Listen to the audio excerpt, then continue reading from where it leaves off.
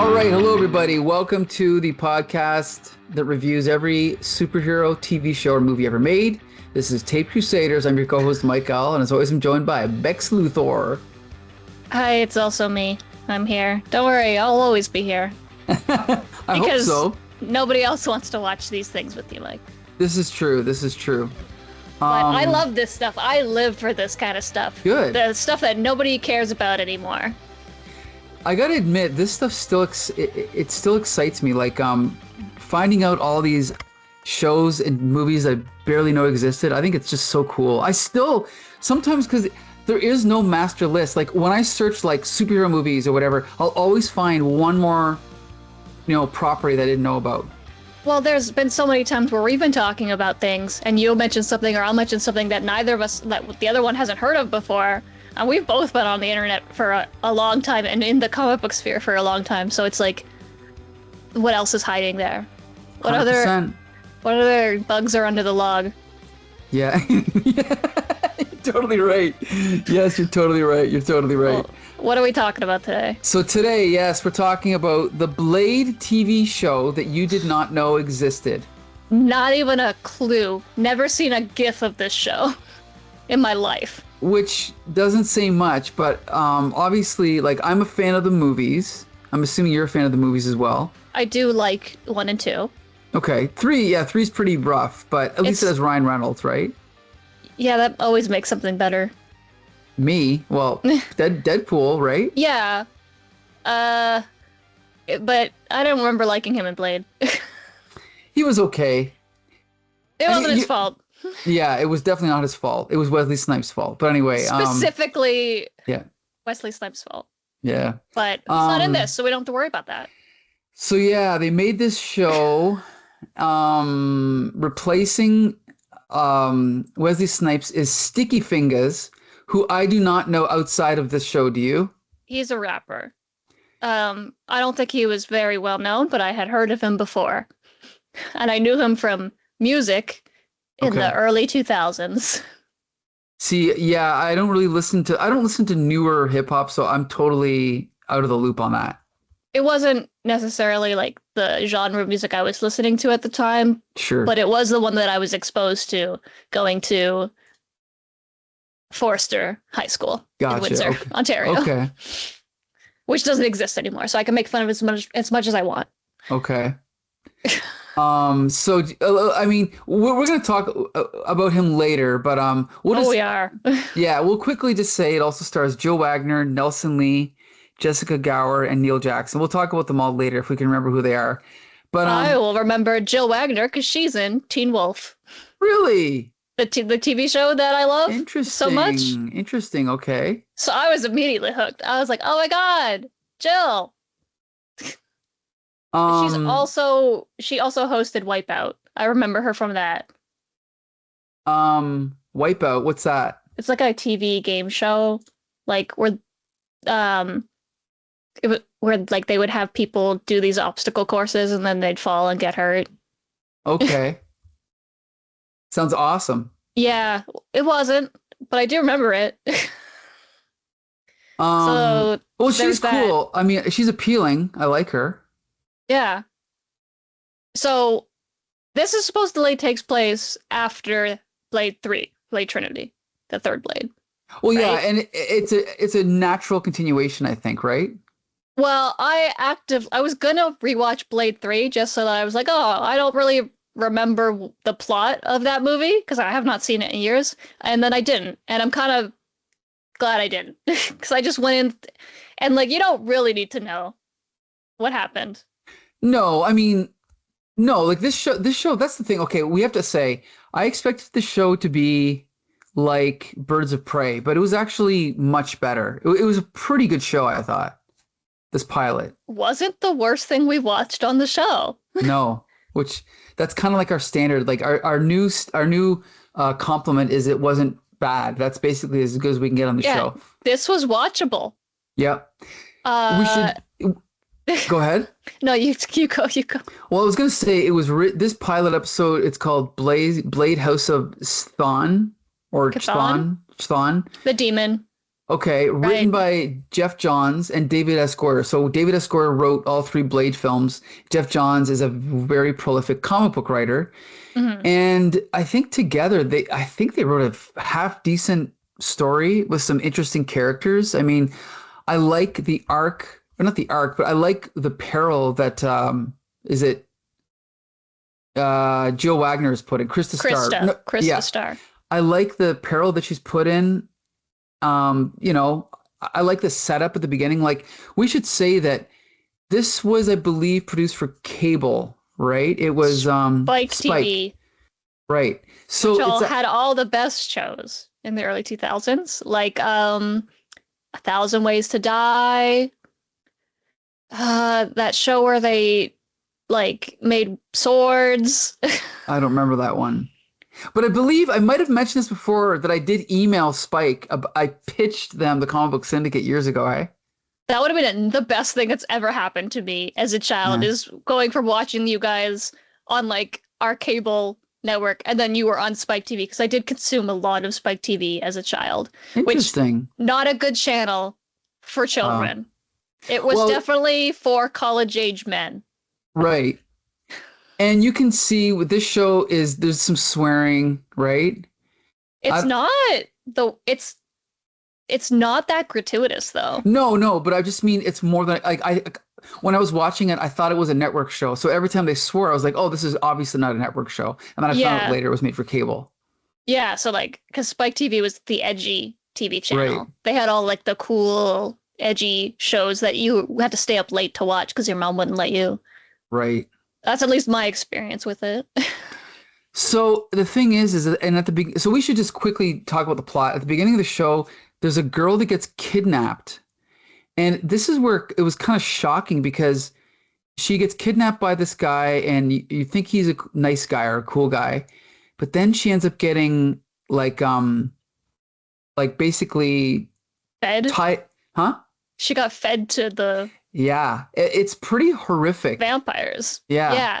So she's a prostitute, and this guy picks her up with the intent, she thinks, of, doing her job. And Right. honestly, I was shocked at the portrayal of the prostitutes in this. It could have been way worse for the time Right. period that this was filmed in. Like, Hmm. pretty respectable Detroit prostitutes, I'll tell you. But yeah, so he picks her up, and she thinks that they're just gonna, Mhm. go have sex. But instead, he brings her to a butcher place and feeds her to a bunch of monsters. Yeah. It's pretty yeah, like I said, like there's some horrific scenes in the show, and also the way the show ends with the guy getting sealed up in that plastic, Yes, with right? yeah. Spoiler. Like Spoiler for the end. Yeah, same guy. this is pretty, yeah, like it's pretty disturbing. And I don't know if this has ever come up before. I don't think this is a hot take, but as I was watching this particular episode, I got the vibe that when that blonde vampire, when he's giving that speech to Krista near the end, remember when he's like, because we should say that what ends up happening is the girl, she's kind of like, Sorry, go ahead. no, go ahead. I was gonna say she comes home from war because she's a soldier or a sergeant, and her brother's missing, and then she finds out that her brother's been killed, and so she goes looking for her brother's murderer, and it turns out it's vampires.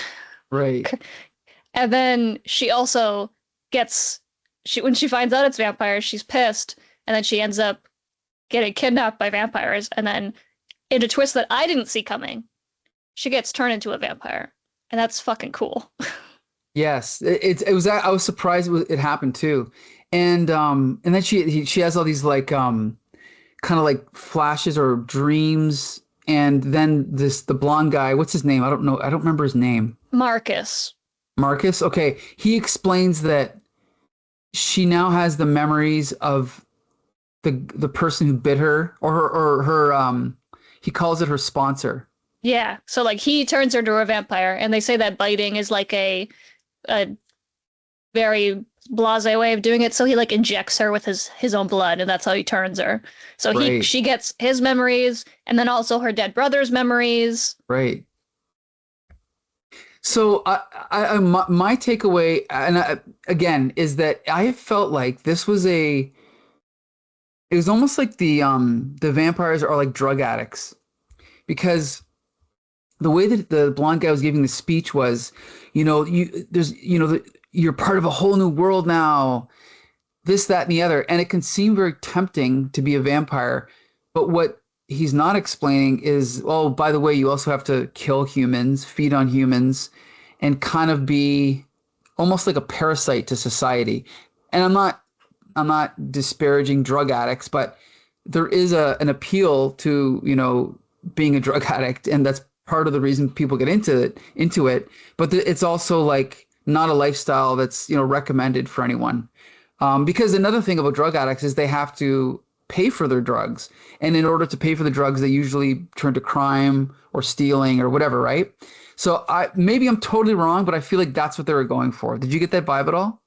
Well, definitely, because they even like in this pilot episode, which I assume they probably elaborate on later, but like they showcase that vampire ash is like the new drug. Right, right.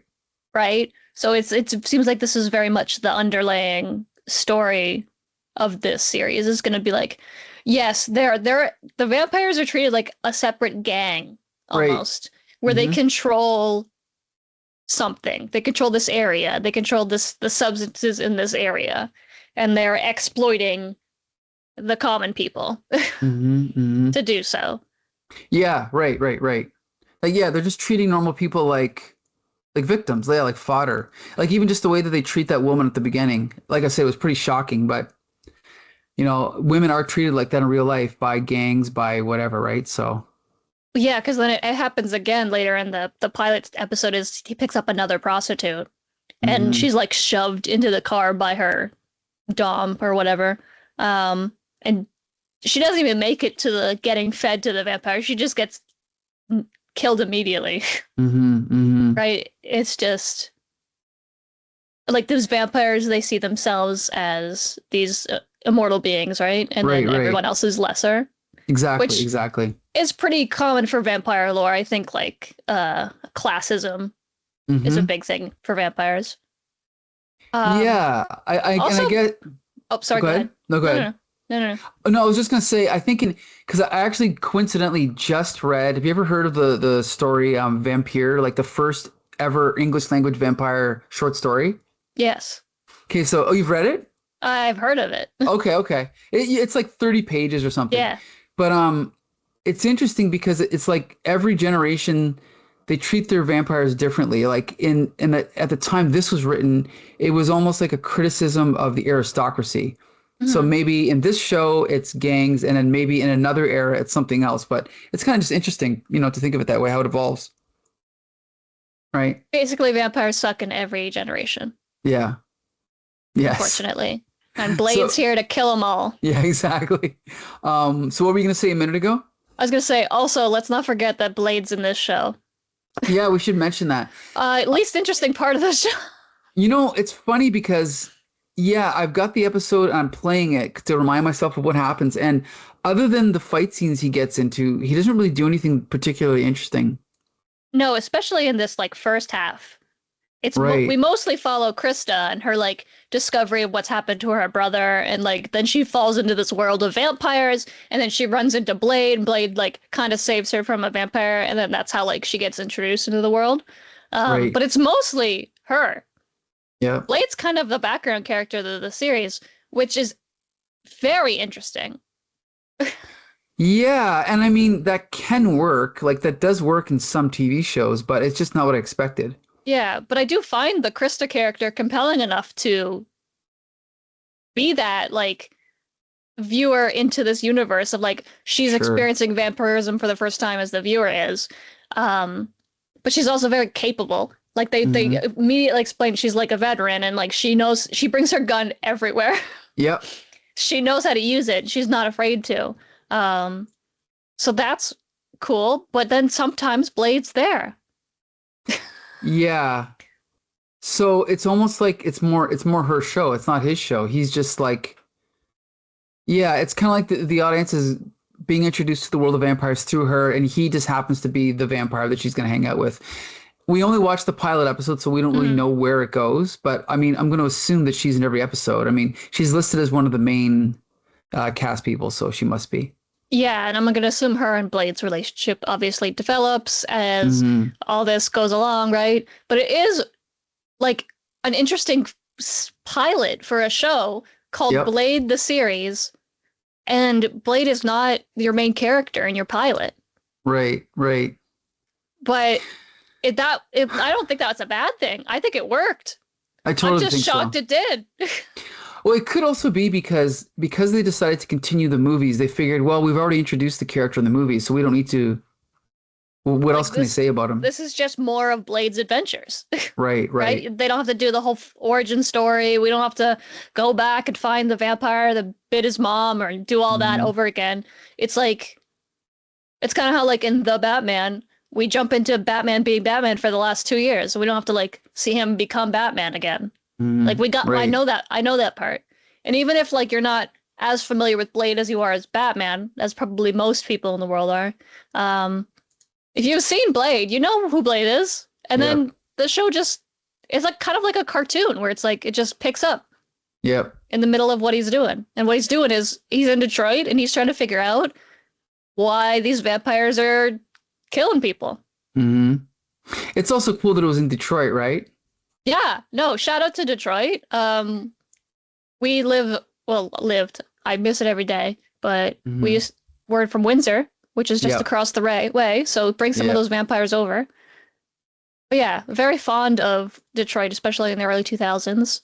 Mhm. So that's really cool. But also, like, I don't know. I like when shows are in very specific locations that aren't oversaturated with media content. Sure. Yeah, that's a good point. I also want to say I assume it's because Geoff Johns is from Detroit. He was probably like the one that said, "Hey, let's put this, this episode here."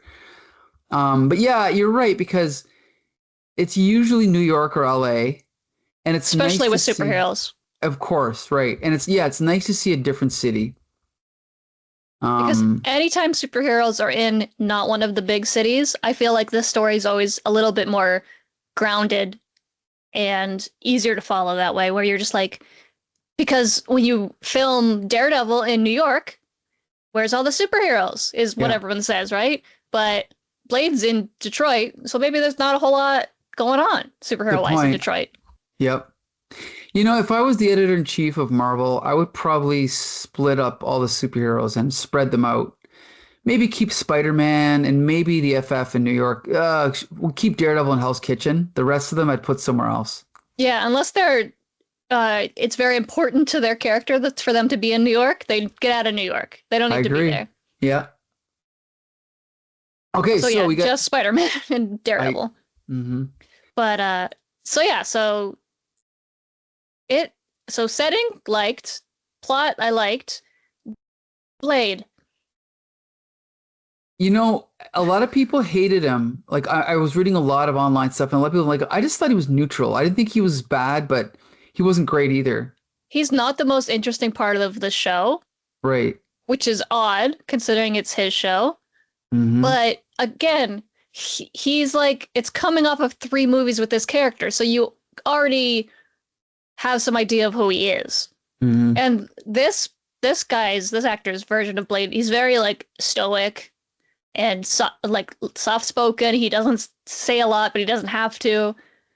And he is cool.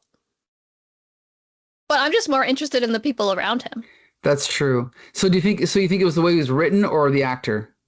Maybe a little bit of both. But Okay. I don't know if it was maybe like him specifically or it's just everybody around him was very interesting. Right. And like, because clearly the story is not focused on Blade in this series. It's focused on these other vampires and Krista and revenge for her brother. So Blade doesn't. He's like just a vampire hunter, and he's like just gonna be killing these vampires because that's what he does. But he doesn't have a whole lot of play in the story, Hmm. which is I don't mind it. Right. Yeah. No. Yeah. I mean, I guess I'd have to watch more episodes to see how that plays out. But yeah, I'm with you on that. I'm fine with it so far. We And, talked like, about. Oh, go ahead. I was just gonna say I'd be cool watching more episodes. I kind of want to know what happens. Tempted. I know there's only 13, right? Yeah, and the rest of them are on YouTube.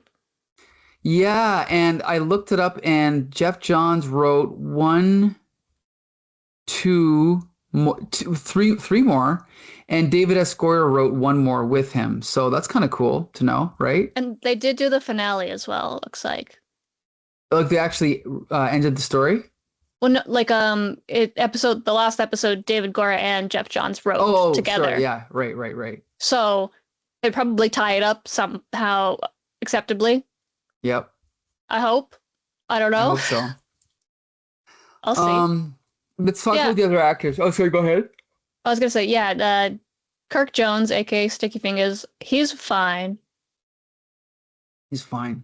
I don't think he's as good as Wesley Snipes. No, Wesley Snipes just he takes that role so seriously. He's what makes the show, right? I think, or the movies. But he is better than Wesley Snipes in the third Blade. Yeah, apparently one of the reasons that movie was not good is because Wesley Snipes hated Ryan Reynolds so much that he refused to be on camera with him. Yeah. So they filmed like joke reaction on different days. Like it was just, it totally sabotaged the movie. So. And there's like that one scene where they had to CGI his eyes open because Wesley Snipes refused to open his eyes for the scene because he was just being a diva. What an asshole. Yeah. I think you told me that, right? Probably me, because it is one of my favorite fun facts. Because then you rewatch the scene and you're like, his eyes are what the hell? Why? Why did he do that? It's like, I don't know. He was in the middle of some sort of tax stuff, right? Yeah, I think he was. Yeah, he did go to jail, so. Yeah, see, but this is the kind of jail that we can like be like, oh, we can get over Wesley Snipes going to jail for tax fraud. Mm-hmm. I'm fine with that. Sure. He didn't hurt anybody. No, exactly. I'm sure we've all been there. Anyway. I'm sure we've all frauded the government a couple times. He just had more money than I did. Yeah. We talked about her. She was great. She was really good. She's actually really good, and I'm kind of surprised that she wasn't in like more things after this. I know she was in Teen Wolf, and I really, really liked her in Teen Wolf, but I'm looking at her like her history. Yeah, she was in 20 episodes of Teen Wolf, but that was like 6 years after. Yeah. Yeah, nothing I've really seen. Oh, she was in Monk, like one episode. Looks like a ton of Christmas Hallmark movies. Like a shit ton. Yeah. I mean, I guess they're a paycheck, right? Yeah, but she's too good for that. I agree. Unless she likes them. Maybe she thinks they're fun. They're probably fun to film. It's like 3 days on set and you're done. Make a movie. Okay. And we watched way worse movies than these Hallmark Christmas movies. Yeah, possibly. Yeah, you're probably right. Yeah. On this podcast we have. Okay, then we got Nelson Lee, who replaces the Whistler character. Yes. He was pretty good. Actually, I thought he was fine. I love that guy. I was like, oh. Because I like I said, I didn't rewatch any of the movies going into this, and I was like, hey, this is not the same guy, right? And I was like, no, it's not the same guy. But he was fun. I like his banter with Blade a lot. Yeah, it wasn't forced. It was actually funny, right? Yeah, it's like Blade is so serious, and this guy is very much like his comedic balance, right? But at no times does it feel forced or like cringy. He's genuinely funny, and him and Blade have a genuine friendship. Like when later in the episode when Blade goes and breaks into the vampire hideout, he gets hurt, and this guy comes and he helps him, and he drags him back into the car, and he's like, this is why you don't go on without me. Just a regular human guy who's just genuinely a good friends with Blade. Yeah. And I would like to see more of their interactions, because I think it was one of my favorite parts of the show. He's just very charismatic. Yeah. Good actor. I totally agree. And I'm looking here on Wikipedia. I guess he played Dragon King and Stargirl. Oh, good for him. I was going to say, did he do anything else? He did voices for the English dub of Godzilla -1. So that's a fantastic credit. Oh, he was in Mulan. Like the live action Mulan. Okay. Good for him. Oh, he was in Ahsoka. Yeah, so he's had a good career. Yeah, no, he's still doing stuff. Good. Because I think he is good. Yep. Pardon me. Okay. Then we got Jessica Gower. I guess she is the. The blonde Trust- vampire, I I'm thought she was assuming. actually really good. Almost like, like if I were to pick someone to play Emma Frost, someone like her would be perfect. What do you think? Yes, she is so. I don't know how to describe this like character trope, but she is such a bitchy character, and I love her for Yeah. it. Yep. Like she is the fun girl's girl bitchy best friend, Sure. and I want to be friends with her Mhm. because Right. it's another like she's in this very serious situation with all these other like vampire lords and all that stuff, and she's kind of not taking it seriously at all, and it's Right. very funny. She looks like she's having a Yeah. great time. I agree. I agree. It's so frustrating. I was talking about this with a friend of mine today about how the same actors tend to be used over and over again in Hollywood. Like, I like them all, but people like, I don't want to name names, but, and there's so many Hollywood actors that we're seeing on this very show, just a handful that we wonder why did they not have bigger careers? Like this girl is a good actress.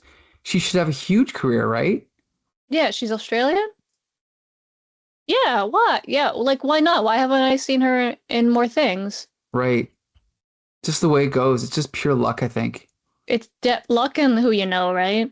Yep. In fact, I think this might be the biggest role she had because everything else is one episode, one episode, one episode. She's done some feature films, but this might be the biggest TV role she's had. So, Yeah. Yeah, I'm looking at uh, that too, but yeah, she graduated from drama school. Yeah. Her Wikipedia is pretty short too. hmm maybe one day I'll revive her career. Yeah, no. Jessica, you're Something great. You something to should look be in more forward to. things. There you go. And like she doesn't have a big role in the pilot, but she is definitely I think we were talking about a couple movies back about like or it was Superman Returns where the henchmen were just like the worst lifeless Yes, there you characters go. possible. Yep. And this is the opposite of that. This is like she is like the background character to the main villain, and I love her. She's fascinating. Yep. You know what's funny? I got to point out, in my last short film, I don't want to like, yeah, in my last short film, I wrote two supporting characters to have like one line per scene. They were just kind of window dressing, just to stand there. But once I cast the actresses, and I knew their personalities, I fattened up all their roles because I knew what they were like, right? And it gave me all these ideas. Plus, when they were on set, you kind of go, well, I have them here. And if they're ad-libbing, why not let them ad-lib and have fun? And you got to wonder, why would Robert, or what's his name, Bryan Singer, not do that for Superman? Like, he has these people that we assume know how to act. Maybe they don't, but this girl knows how to act, Well, we right? knew that the Superman henchmen knew how to act because they had been in other things. Right, right, And since then, there was a bunch of actors that I recognized, and I was like, "What are they doing here?" But yeah, right.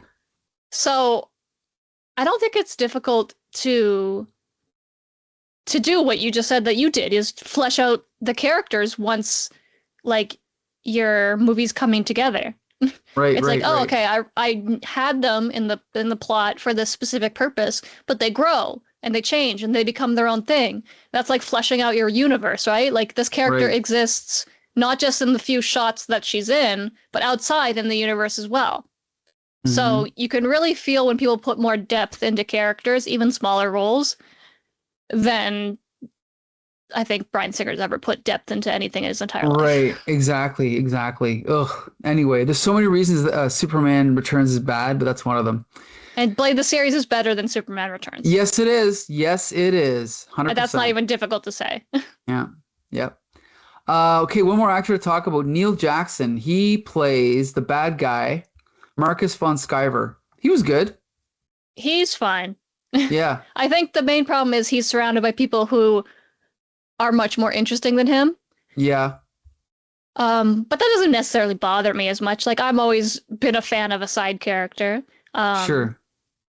I think he works pretty well as a bad guy. I would be excited to see what more of his motivations are, because right now it just seems like generic asshole vampire. Mm. Because I guess the plot in this is that they're making some sort of vaccine that is supposedly to make it so that vampires don't have weaknesses. So like to get rid of their like allergy to garlic and sunlight and all that stuff. So I'm sure that will develop more why he's doing that and all that stuff. But when his scenes with Krista, I really enjoy. When he's like fucking like just pulling her along, it's very funny. And then she's like, "If you knew who I was, why did you do this?" And he's like, "I don't know, it's fucking fun. It's fun to be a dick." And I'm like, you know what? It is fun to be a dick. You're right. And she's got like a sniper rifle trained on him, and he's just like toying with her the whole time. I was like, you know what? I like that. That's fun. And then he sends his henchwoman, and she kicks her ass. And then they turn her into a vampire. And then he falls in love with her? I don't know what their relationship is. Yeah, I mean, they're probably going to go somewhere with that. But yeah, I don't know. You're right. Definitely like into her. At some level, like he finds her interesting. But and the thing is I would even argue that the relationship, like the way that they play his relationship off of her and all the relationships, is actually more subtle than the movies. Because I do like the movies, but even the second one, which was directed by Guillermo del Toro, it was still pretty like good guy, bad guy. Whereas this movie was more subtle, I thought, right? I think that's kind of the difference between the movie and TV show. In the TV show, you have a lot more time to do a lot of these little interesting character interactions and pieces. And it's also cheaper to do that than these big, huge fight scenes and like the big spectacles that the movies have. So you have to rely on your storytelling and your interpersonal connections and relationships and how the characters interact with each other. And so that is kind of like where my mindset is like, I like the Blade movies too. I like when Blade kicks ass. It's so cool. But I didn't mind that he didn't really fight a whole lot in this because every other part was also interesting and compelling. Right. Because he doesn't fight in this. There's like 2 fight scenes. Yeah, well, maybe 3. Maybe, I don't know. But there's a few, but there's not many, yeah. Not as much as you'd expect. In like the fact that Blade is very much like a street level combat fighter. Right. He fights with the sword and like various vampire killing devices. But yeah, they don't like just shove it in your face a lot, which I think kind of worked. I agree. Like Daredevil's the TV show wouldn't be nearly as good if it was just fight scenes all the time. No, but in the fight scenes are really good in that show. Yes, the fight scenes in this show were not at that standard. I don't think they were not great. They were not good. They were just okay. Yeah. Some of them were bad. Yeah. First, like some of the shooting was bad, right? Yeah, and then sometimes when he just shoots a gun and they turn into ash, some of it's not very interesting fight choreography, but that's fine. Again, it didn't bug me. I did notice it though. Right.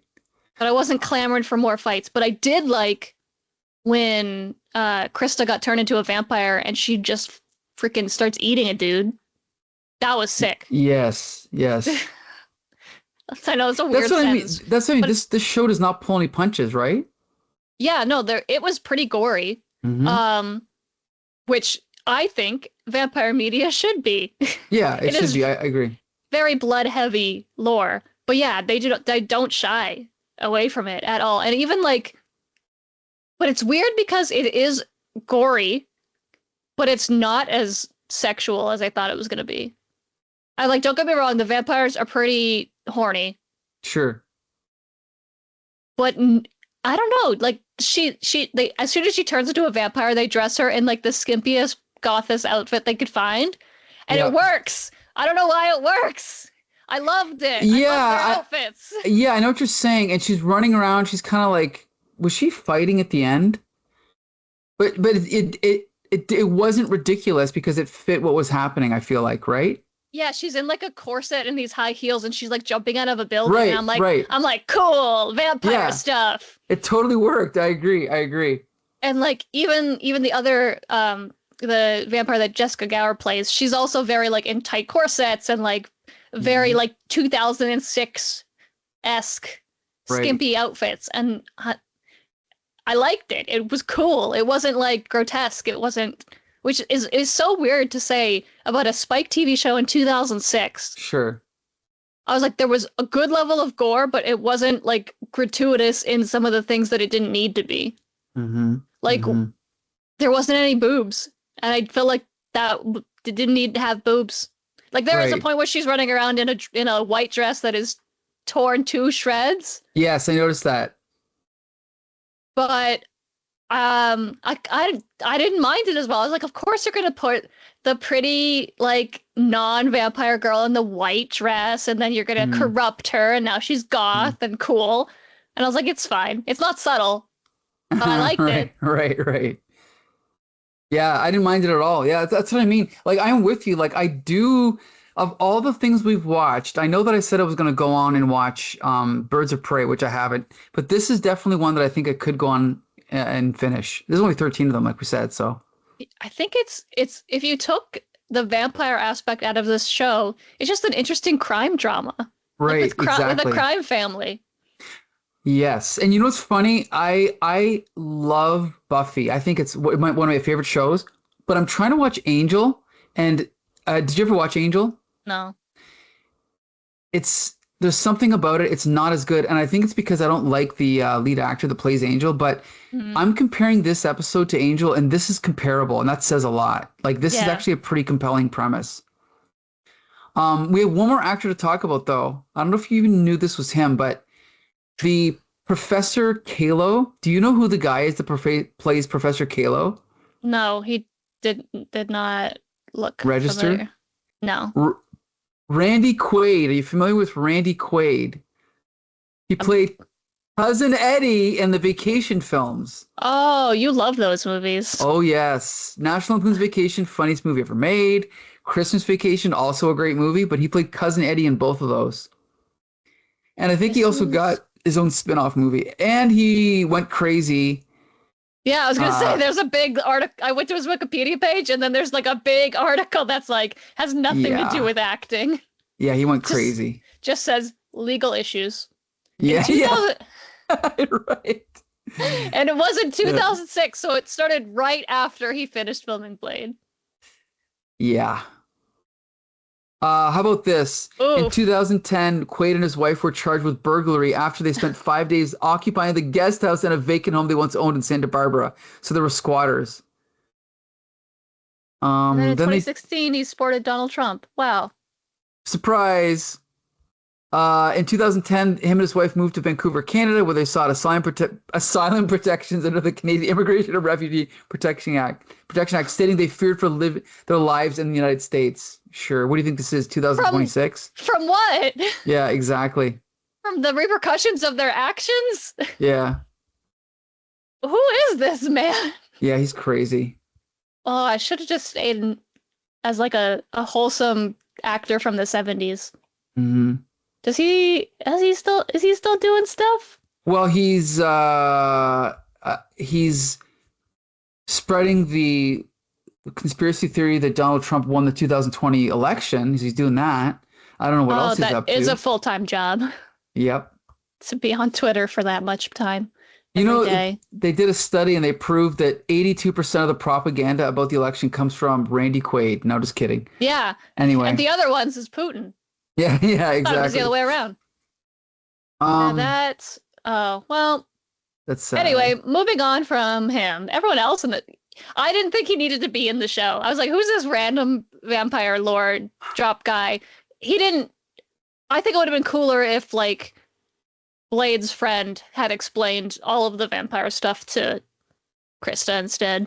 I don't know. I mean, I didn't mind there being that character, but I guess I know what you're saying. Like, I guess that role could have been filled by the other guy. You're right, and that would have given them more screen time, Yeah. right? And then also like it would explain why he knows anything about Blade's childhood. Right. Yes. Good point. That is a weird part where he goes, "Oh, let me tell you Blade's whole backstory in Right. 5 minutes. I'm gonna squish 3 movies into 5 minutes just in case That's you didn't right. watch them." That's And I'm right. I like, forgot about that. "Who are you? How do you know this? Mhm. Is this just common knowledge? Does everyone just know Blade's backstory? Is he not Right. that like cool, dark, mysterious vampire hunter?" I was like, Right. "Oh yeah, that's Blade. His blood type is O negative. Like this is his social Mhm. security number." It was a Anyway, weird scene. yes, And I then agree. he does explain about the drugs, which I think is probably going to be a bigger part of the series. Hmm. But yeah, that was pretty much it, except for like there's one more vampire, I think, in the pilot. There's like the big thug, Oh, right? what about yes, but there's also the what is he, a cop? Who's the guy that tricks the prostitute? Yeah, he is a cop, and he's the cop who was running Krista's brother's murder case. So she like goes to his office, is like, "Hey, why aren't you doing anything to figure out who killed my brother?" Meanwhile, he's working for the vampires. Yes. And then so later in the show, when Krista gets turned into a vampire, Marcus says that the only person that he knows that she hates is this guy because he wasn't doing anything to find her brother's murderer. So it's like he like brings him so that that's her first kill. And my Right. first thought was, "You're her brother's murderer. Yeah. Why isn't she mad at you?" Mm-hmm. But it looked like some weird vampire, like, "Oh, I made you into a vampire, so now you have some sort of loyalty to me." Because Mm-hmm. then later on, Blade shoots her with some serum that clears her head and makes Right. her not like just a loyal underling of the vampires, I guess. Well, I don't yeah, really know how it now works. because now she has to take that serum twice a day or something, right? Yeah, instead of eating people, Right. which she is mortified about, apparently. Right. But he also has to take that every day, I believe, right? I think it quenches his thirst, right? Right, right. Is the idea, because Blade doesn't, he can go out into the sun and eat all the garlic pasta he wants, but Krista can't. But they both still succumb to the thirst, I think, is the idea. Mm-hmm, mm-hmm. And then like obviously Blade's dad, that's like a whole thing in the movies, right? Is he's like this kid's fucked up, I can't deal with him anymore, and ditches him to like some gang members. I have not seen Mm. Blade in a long time. We don't just remember rewatched the them, plot. so Oh, yeah, they're pretty okay. good. Yep. We watched them like a year ago, like within the Yeah. last year or so. Very much a different Blade to the comic book character at the time. Mm, yeah, 100%. You know, I don't think I did appreciate though how much was introduced in the Spider-Man cartoon, because I think the Spider-Man cartoon is what gave him Whistler, Mm-hmm. and I think even the black, like I know that in the old comics he had a green trench coat, right, and the sunglasses. And like some red boots and like a dorky, and he's British. He's very British. Was he? Yeah, he's English. I don't think I knew that. Wow. Okay. He's originally English, and I think he's half black and half white. Really? Originally? I didn't know that because remember in the Spider-Man cartoon, Yeah. how did I not know this? It says here he's mixed race. Yeah.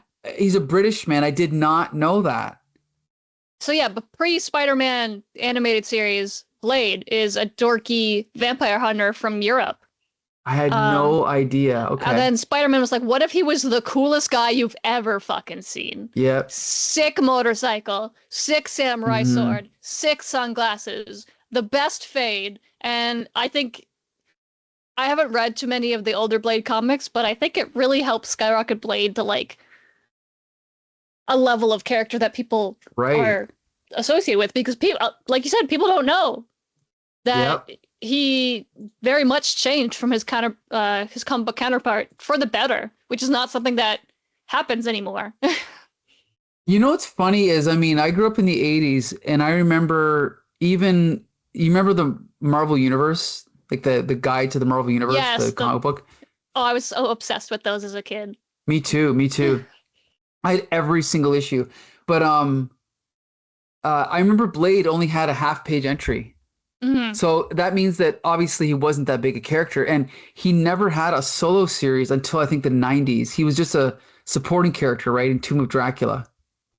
Yeah, like what's his publication history? Yeah, Tomb of Dracula. I think he He was did- he was a big, he was in Morbius stuff, Adventures Yeah. into Fear. Midnight Suns, all that stuff. Yeah, all that like spooky supernatural Marvel stuff, right? Right, right. But he So- was still like an interesting character because he is black and in the 70s. So like Mhm. shout out to that, because that didn't happen a lot, unfortunately. Right. Yeah, he used to have an afro. Yeah, I mean, his original outfit would not have held up in the 1990s when they did the movie, right? No, because they completely like retconned a lot of that Hmm. backstory. And no offense to Brits, but Mark. I think Yeah. I Oh think yeah. it was a better decision. I agree. To make him American. Yeah. And I think that's one of the only good things that happened in the early 2000s was changing Blade's backstory to make him cool. Yeah. I agree. Okay, so we have pretty much said where we want to watch the show. Like, where do you think this ranks compared to other Marvel properties? Because it's actually pretty high up there for me. Honestly, it's good. Especially if Hmm. we're like ranking Marvel TV shows. Yeah, Um, it's compelling. It's well written. If you took all of the Blade and the vampires out, it's still an interesting show. I agree. So like that's how you can tell that the characters are written well. Hmm. Um, and it's so funny that it's not even really about Blade. Yes, that's a strange. I'd like to know if that changes, but like I said, a lot of people like really did not like the actor Sticky Fingers, but I thought he was just okay. Yeah, I think he's fine. And I think it Hmm. works well for what the show is. Like, Hmm. he is kind of just a vampire hunter and he stalks the vampires and he kills them. He's the good Hmm. guy. The vampires are the bad guys, right? Classic comic book mentality. Hmm. Um, no, it's decent. Honestly, I kind of want to watch the rest and like there's definitely a reason it got canceled, which is making me a little apprehensive. Hmm. Well, a lot of good shows have been canceled, so who knows, That right? is true. Hmm. That is true, unfortunately. But So man, the early 2000s was not as bad to comic books as we thought it was. that's true. It's a lot of little hidden bit. gems, a little bit, but Yeah, some of it you still remember as garbage. But some of the stuff you rightly didn't even know so. existed turned out to be fine. This is true. Which I don't know. I'm just nervous. You're nervous about what our next pick is going to be? What you could possibly want me to watch after this Okay, here we that go, I've folks. never heard of or I'm frightened. Again, these are probably going to run out of order, but the next episode the next property Becca and I are going to review is The Crow City of Angels, the second movie. You're gonna make me watch the fucking Crow sequel. Judging by the look on your face, you're not excited about this. Okay, it's going to be good, trust me. Good thing I really love black eyeliner. Do you know who's in this movie though? Nobody from the first one, I'm gonna guess. Yes, that's true. Is but- that I'm pretty sure.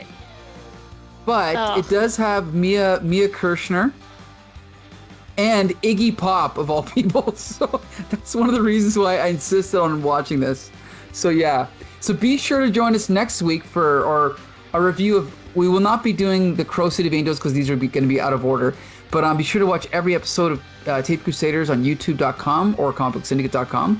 I want to thank Bex Luthor for joining me, as you do every week. What is Vincent Perez? And we'll see you next time.